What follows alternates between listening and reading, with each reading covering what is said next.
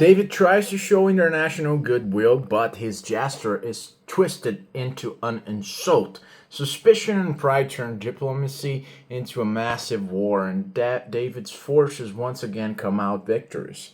The first part of the chapter covers David's kindness to Hanun. Nahash, king of the Ammonites, dies. His son, Hanun, becomes king. David remembers Nahash had shown kindness to him in the past, so he sends a delegation to express sympathy.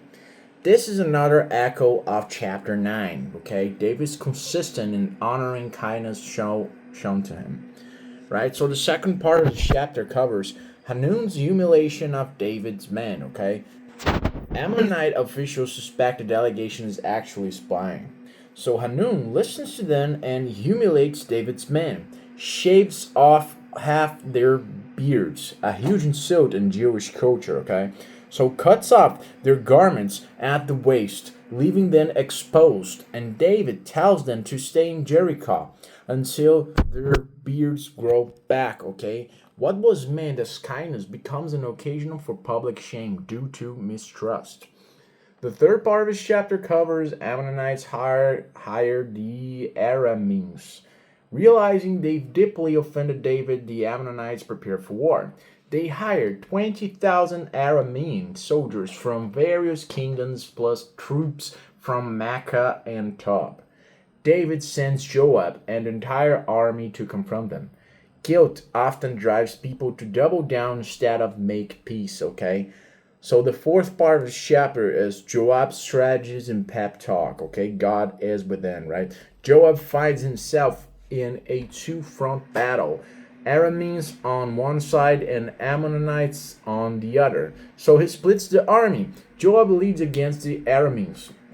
His brother Abishai fights the Ammonites.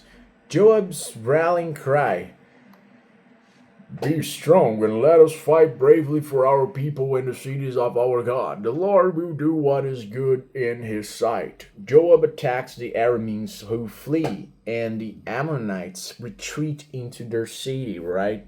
The fifth part of this chapter covers a bigger war and a final victory.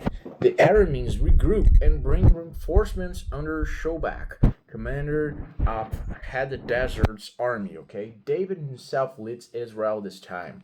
Israel defeats them, killing 700 charioteers and 40,000 foot soldiers. The surviving kings make peace with Israel and become subject to them. The Arameans refuse to help the Ammonites again. What began as a private insult ends as a major geopolitical shift in David's favor, okay? So what are the key lessons from this chapter from the 2 Samuel chapter 10? The first lesson is good intentions can be misunderstood. David's kindness was genuine, but suspicion poisoned it. Second lesson, leadership requires courage under pressure, right? Joab's strategy and pep talk shows trust in God and readiness to adapt.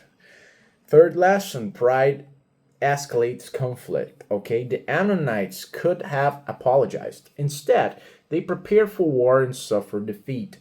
Fourth and final lesson, God's sovereignty in battle. Victory wasn't just for military strength. Joab and David trusted that the Lord will do what is God in his sight, okay?